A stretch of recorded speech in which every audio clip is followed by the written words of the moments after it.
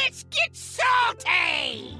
Everyone, Zeddy here again today with a brand new video, and today we're going to go over the updated new and returning player decks to Hearthstone that will go live on April 29th with that patch that will load in the latest mini set and Battlegrounds update to Hearthstone. New and returning player decks are available to any brand new player starting a brand new account or a player that's returning, I believe, after 90 days. You'll have a week to try out whatever deck you want of these 6, and you get to keep one. All of the cards, you can disenchant them, do whatever you want with them afterwards, or you can just pick it right away if you know which one you want. So we're going to go through all 6 decks. I'll give my recommendations or just my opinions on them, the most value, the most powerful deck and all of that, and hopefully you can come to a pretty good pick on it. And if you enjoy the content on our channel, feel like I've earned your subscription, you want to keep up to date with Hearthstone news and gameplay videos, please hit that sub button down below, give the video a like, it helps us out a lot. So starting off with probably the weakest deck of the bunch, at least as of recording, you never know as things change. Location, Wallow, Warlock. So it's all built around this legendary minion, Wallow the Wretched. While this is in your hand or deck, it gains a copy of any dark gift from given to any minion. So dark gifts, there's like 8 or 10 different options you can discover. Basically, let's say, for example, that's hard to read that card. We'll look at the regular one.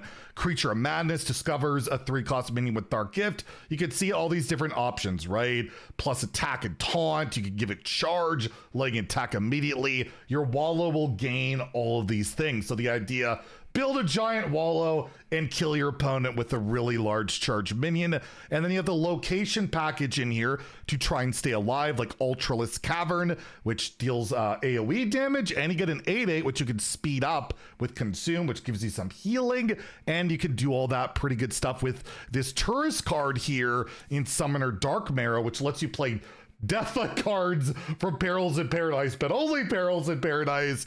You're getting pretty good value this deck, but it's not a great one. But you're getting 2 cards that were just nerfed. These are Epic Seaside Giant. You're getting the legendary hero card in Kerrigan, Queen of Blades, which was also already nerfed. You get Wallow the legendary. You also get Dark Marrow, which is a legendary. Nightmare Lord Xavius, which is one of the best legendaries of this entire expansion. So you're getting a lot of legendaries in this. I believe this is a free epic, Raptor Herald, so it doesn't really count. You can get it for free. But yeah, a lot of legendaries, a lot of value, but this is one of the worst performing decks on ladder. So just be aware of that. There are parts that are doing well. The location package, just Wallow, not so much. So if it's a deck you like, you could go for it and maybe disenchant some of the cards later, get some dust, but power level, it is pretty darn weak. Next, we have Terran Shaman, another deck not performing well, mainly because it's been nerfed so much. We've had a lot of nerfs lately, and it's all built around Jim Raynor. He's a StarCraft hero card, relaunches every starship you have launched this game. Basically, you can play these cards like Arcanite Defense Crystal or Liftoff, and they create starship pieces that go into a dormant pod on the board, and then you can launch it for 5 mana or discount it with a card like Lock On.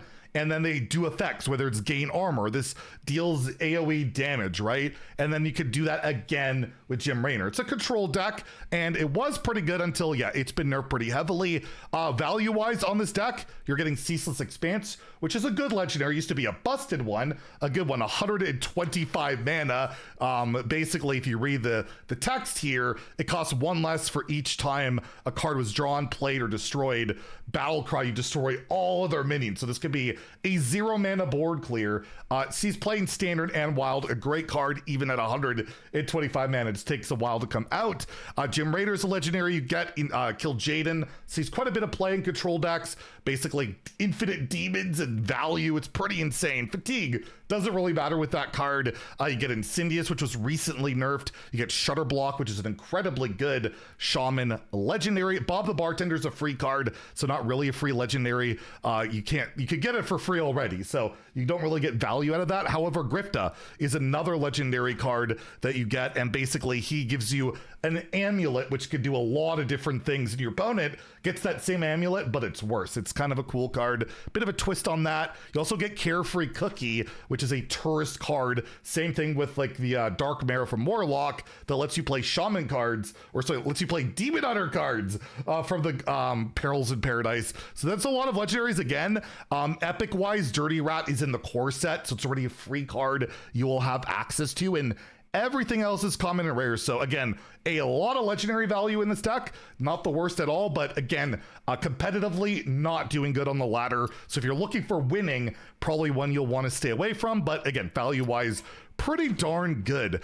Speaking of not doing well on ladder, Imbue Paladin. Paladin's great in standard right now as I'm recording this, but not this deck. But there are pieces that are good that you wouldn't mind having in this deck. So if you're not aware of what Imbue is, we have a Bloodbloom Knight here, which imbues your hero power, and there's 6 different classes that can imbue their hero power, and you permanently change your hero power. So Paladin will shuffle 2 Emerald Portals into their deck. What they do is they summon dragons when drawn, and every time you imbue, that cost, the 1 cost number goes up to 10 mana dragons. So eventually you'll be just summoning crazy giant dragons, but it takes so long to get going that this has not seen a ton of play. I would not recommend playing or picking this deck at all from a competitive level. You're going to struggle to win games. However, value-wise, not bad. Again, Ceaseless, we talked about, great card. Ursol, a fantastic card seeing meta play right now, where it will cast the highest cost spell from your hand as an aura that lasts 3 turns. That could do some pretty crazy stuff with big spells. So yeah, this card, absolutely, if you want to play Paladin, you want it. It's really good. You can cast Renewing Flames in this deck, not the one you want to be doing in the standard version, which is Sea Shanty, but you'd have to craft that. Same with Shallow Dristles, like a legendary spell, which is not included in this. You also get Anachronos, which is part of the core set, so you don't really get it. Same with Nomelia is a free card in the core set, but you get 1 Ancient of Yore, my favorite card from this set. It's a good card, but you only get 1 of them, which is kind of sad, but seeing a lot of play, so you do get that epic.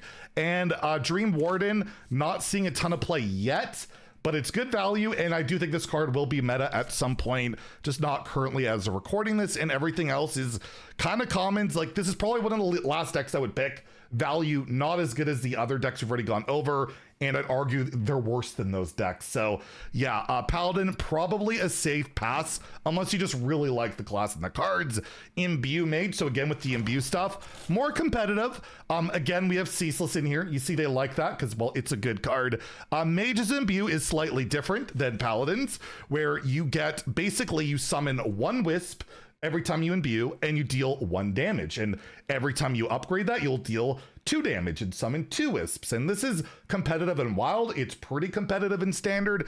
And I think it'll just get better as more stuff gets nerfed, which we're expecting to happen in an upcoming bit. So yeah, you get Ceaseless, you get Malorn, which is an incredible legendary that discovers a legendary wild god, which are all these big legendaries that were released this expansion.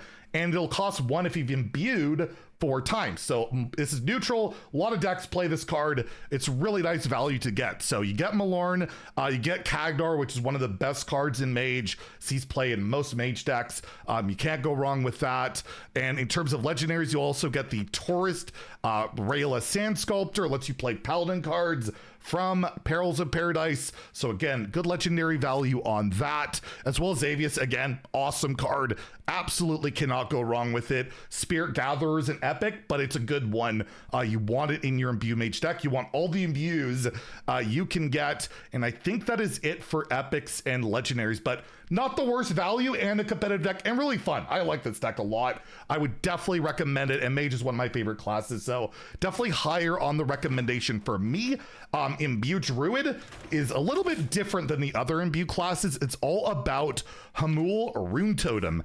He's your card that imbues. You basically put him in your deck and then start the game. If your deck has only nature spells in it, you automatically imbue your hero power, which will give you a 1/1 plant golem, and then every 2 spells you cast It doesn't have to be nature. It will upgrade that plant gold. You get a larger man, and I've summoned up to like 30s of these. It can get pretty crazy, so you only have to have that one. You really need that card, and it's legendary, so you get it with this. And again, we're getting Ceaseless. Again, we're getting Malorn. Mista Vista is the Mage Tourist legendary. Pretty good card. Even sees play in Wild. If you want to play Wild, Mista Vista is not bad there. So another good legendary as well. I don't think there's any other legendaries. Let's look for epics in the mix. Reforestation, not bad card. You get 2 copies of that, which is quite nice. So you don't get as many legendaries as some of the other decks, but you do get a good amount. They're all really valuable and good ones, especially like 2 of them are neutral, and you can put them into like any deck, really. Well, Imbue decks at least. And this deck's pretty fun. It's pretty good. It's certainly, you could hit Legend with this deck. You could hit Legend with this. I'm almost certain. Won't be the easiest climb, but you could do it, and you're getting decent value. And I think it's a pretty fun play style. So again, a deck I would recommend. And then lastly, the deck, I love this deck. It got nerfed pretty heavily already, but it's not as good as it was at launch. I feel like I helped popularize this. Suck Deathlight. It's a controlled Deathlight deck with these cards like Hideous Husk that give you these leeches that will steal health from an enemy, the lowest health enemy, and give it to your hero. So you get to remove stuff or damage stuff, and you gain health. So it's really nice. It's a whole control deck that just tries to stay alive.